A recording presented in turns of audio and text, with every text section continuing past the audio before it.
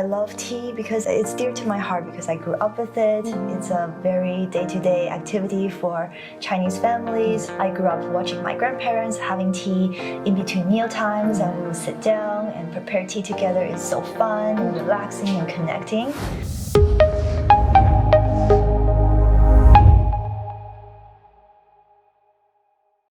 Hello everyone.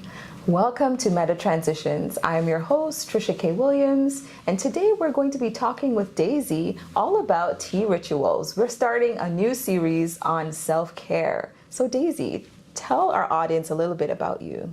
Thank you for having me here, Trisha.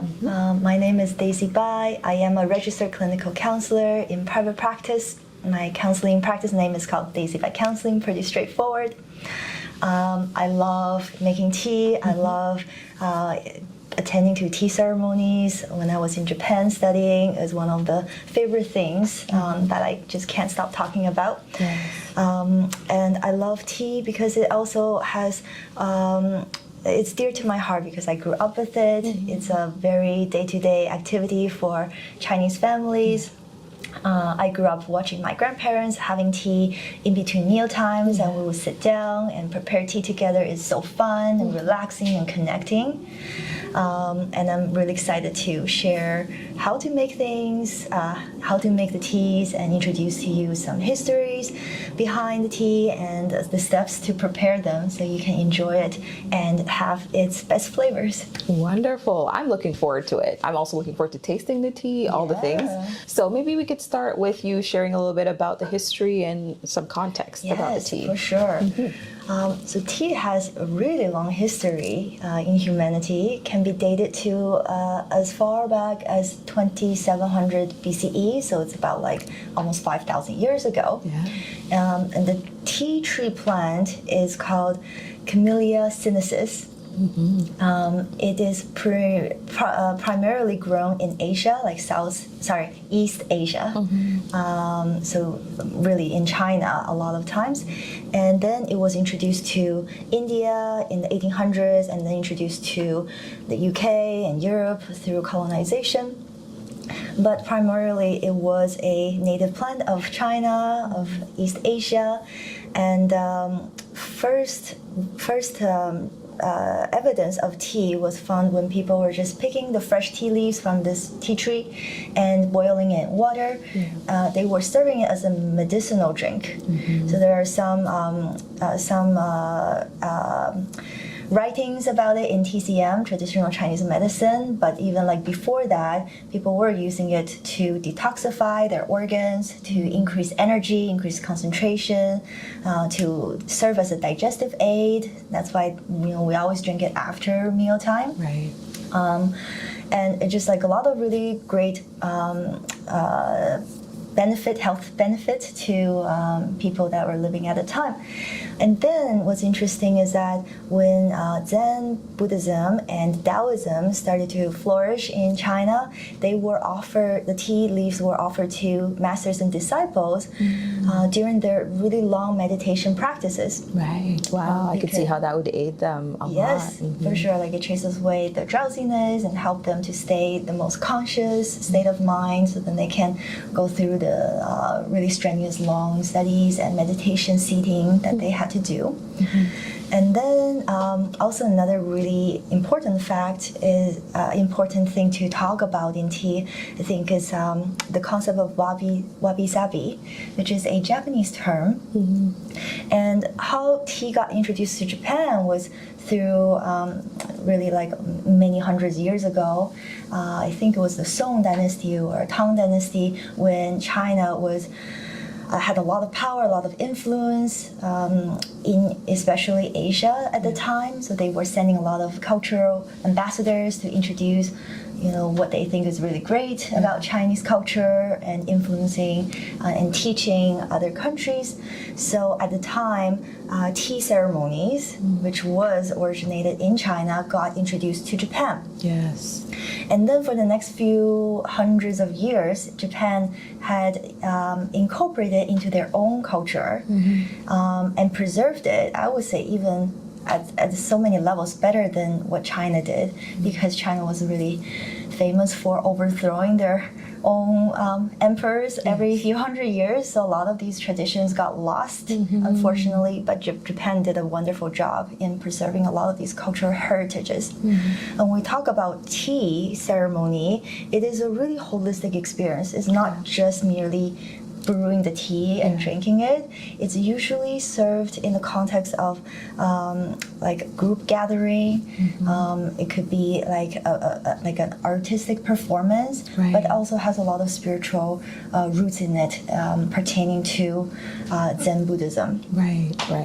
So it was really common for people to also offer other aspects of art practice, such as like floral arrangement, like designing the garden landscape to be really Zen looking, or designing a specific type of tea house to host ceremonies like this. So it involves a lot of architectural designs and as well as incense. So I have a little bit of incense here. This is not a traditional one, but like just symbolically speaking. But I could see that, it really sets the tone in a sense. So you're creating a space where you're going to be, enjoying the tea meditatively and mindfully. That's right. And I could see how that can put you into a very, relaxing and serene space, to be able to accept and to, take in whatever it is your spiritual being is going to be giving to you in that time and space. Yes, exactly. And with wabisabi, I feel like I need to dedicate a little bit of a blurb about it. It's so important. It's so popularized in the modern art magazines or interior designs or even like culinary arts. But this word is it's really hard to be defined intellectually. You could only experience it. And so it's like a feeling. Yes, it's an immersive experience, a feeling that you just get introduced to, rather you get told and try to interpret, comprehend it. So wabi-sabi, it's like in its fullest expression is a way of life. At the very least, is a particular type of beauty. A type of beauty that it's about discovering and appreciating beauty in things that are imperfect, impermanent, and incomplete. And to me, it's like wabi-sabi, it symbolizes nature. The natural way of being, everything is transient, nothing is perfect, nothing is like predictable, and everything is evolving, is always changing. Yes. And so I like that. I like that a lot. That idea that things are transitioning and changing, and that's what our whole channel is about. The idea of talking about transitions and changes. So this whole term of wabi-sabi, right? Yes, is very interesting to me. Totally. And I feel like wabi-sabi, and I didn't know this term when I started doing like more tea stuff, but then the more I got into it, then I studied wabi-sabi. I'm like, whoa, this is what counseling is about too. Yeah, exactly. It's about supporting people, providing a space, creating a relationship where we can be true to ourselves, to accept the natural way of being. Human beings are not an exception to nature. We are a part of nature. So all the rules that applies to nature, we also are subjected to it. And counseling is definitely like a space to accept everything, all the unfoldings of being human beings, processing our things, going through life, and learning to appreciate the things that are imperfect. Yes, and I'm thinking about also sort of the idea of creating a space and an atmosphere of being like, what, I am me. The situation is what it is, and if you're practicing, wabi-sabi or the way that things are, that sense of I'm imperfect, the world's imperfect. There's no need to judge myself. I need to have compassion. I could see how all of that could come out of sort of just this practice. That's right. That's why I love tea making, tea ritual.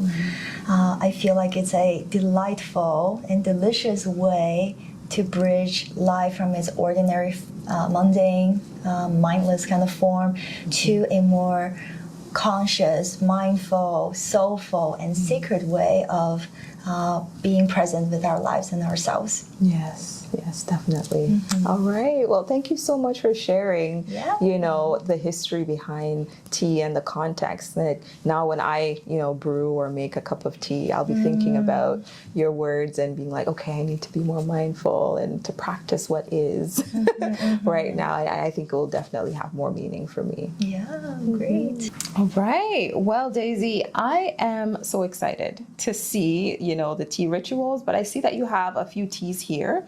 Do you mind, sharing some of the teas with us so we can have an idea of what different types of teas are there? Yeah, I brought a bunch. And I would like to share with you all the possible teas or the bigger categories that you can find that are delicious and ready to go for your tea ritual. So let's start with the most common one, which is the black teas. So black teas are coming from the same tea tree plant, and the reason why they are black is because they are fully oxidized.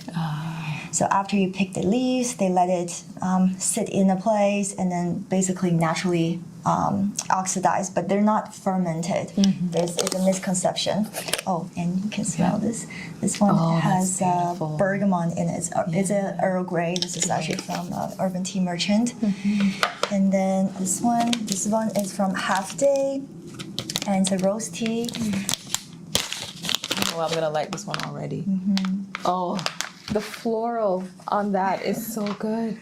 Yeah, so these you can actually smell like the rose. That's right. I love rose black teas. I think those are like one of my favorite blends.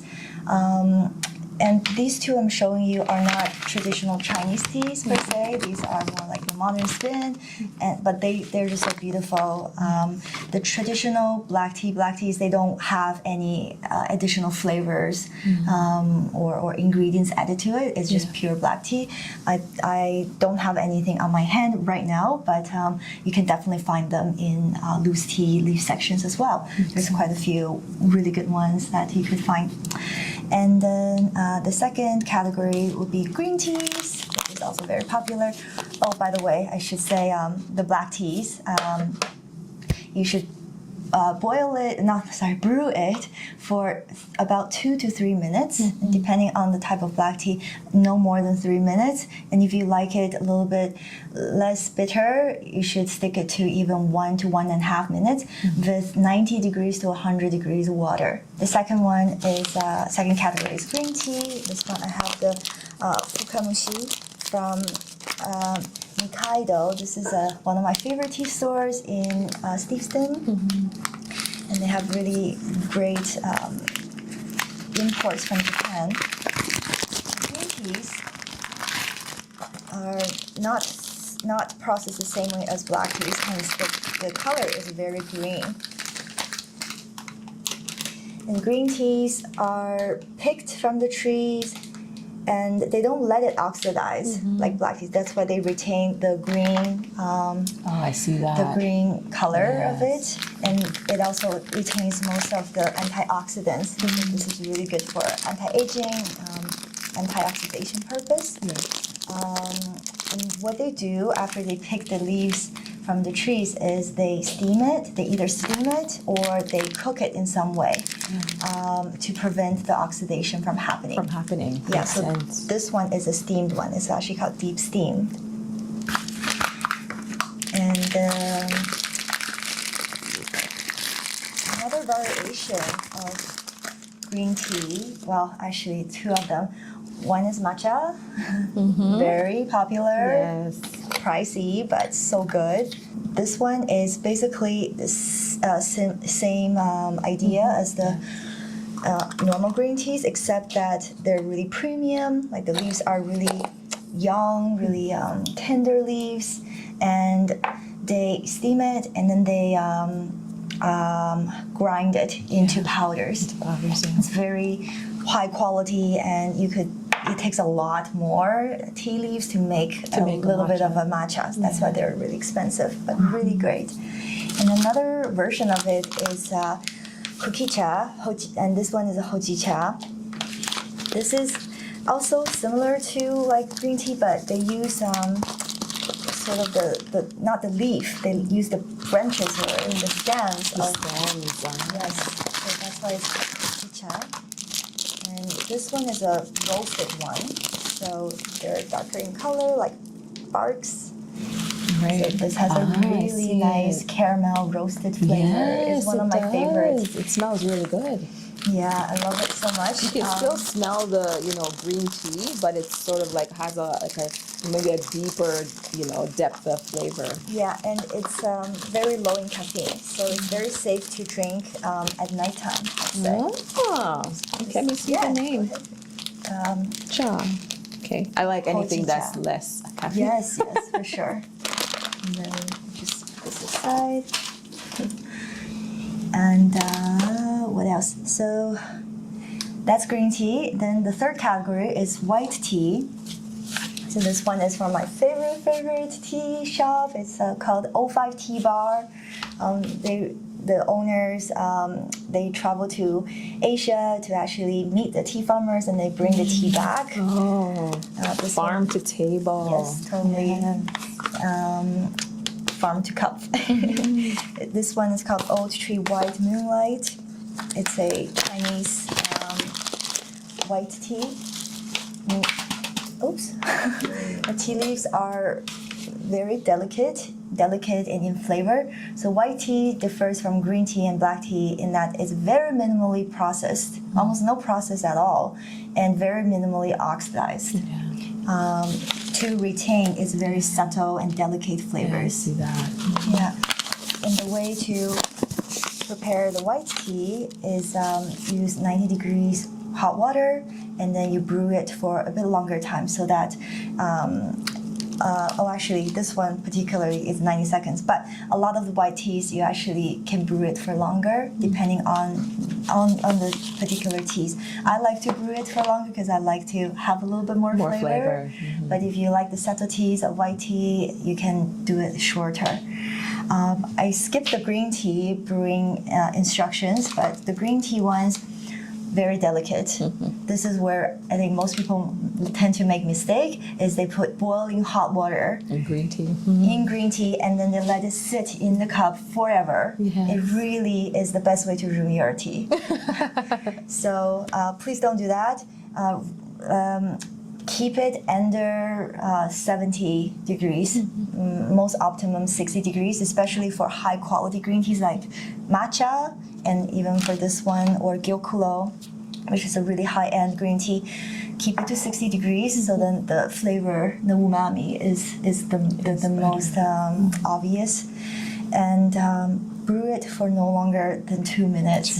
And sometimes for even Gyokulo, high-quality green teas, you can do it for less, so you can re-brew it afterwards.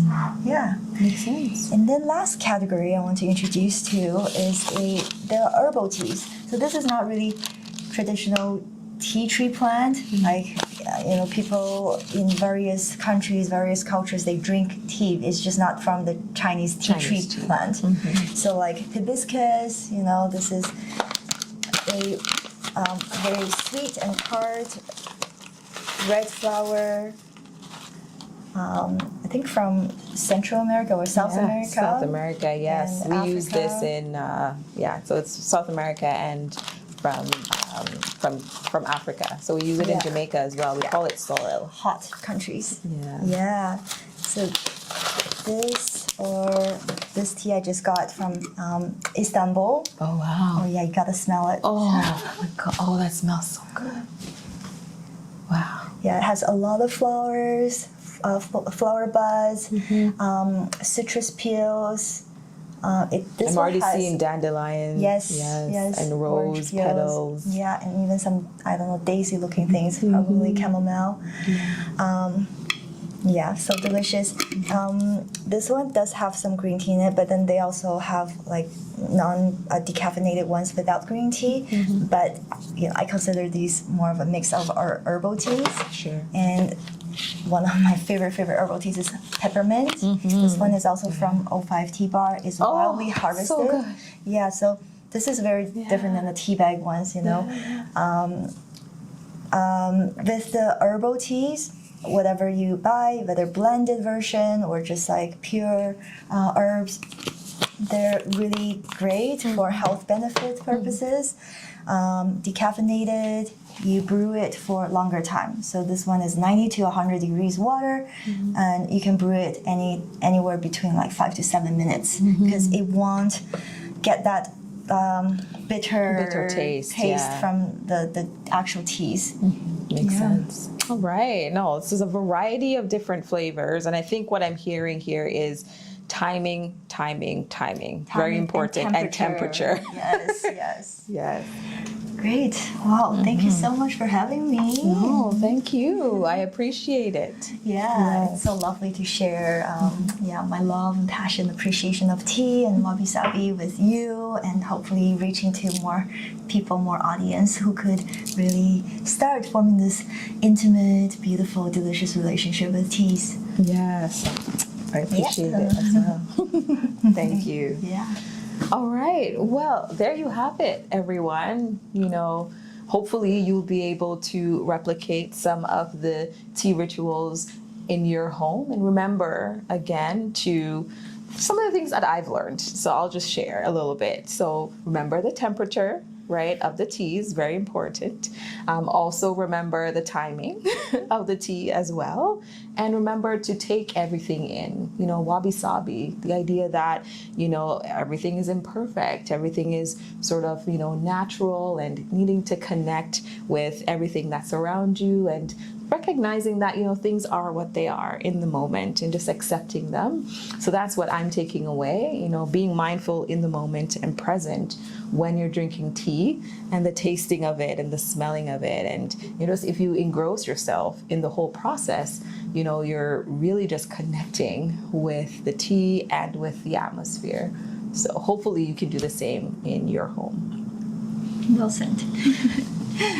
All right. By the way, I have a cheat sheet that I can share with you. This is from Nikaido. They give out these things whenever you buy tea from them, so you can use this. Help to guide you with the temperature, the quantity of tea to use, and time.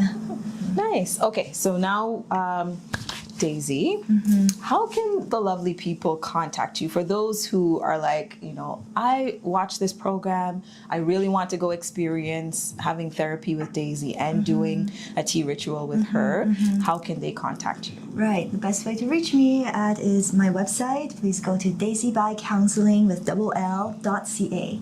DaisyBaiCounseling.ca, and you can email me through my website. That will be the best way to reach me at. I am currently offering online counseling since the beginning of COVID, but I might be able to have a physical space soon in the next year or so. And by the way, also teach yoga and meditation in small group practices. Please come, and we always serve tea together. Sometimes I make vegan chocolates, vegan chocolate bonbons. Yeah, so come check it out. maybe next time we'll get her to share about that. Yeah, sure. Chocolate self-care. Chocolate, All right. Well, there you have it, folks. We're going to put all the tea merchants down in the description below. We'll also put Daisy's contact details in the description below as well. And you can connect with her. All right. Take care. Bye.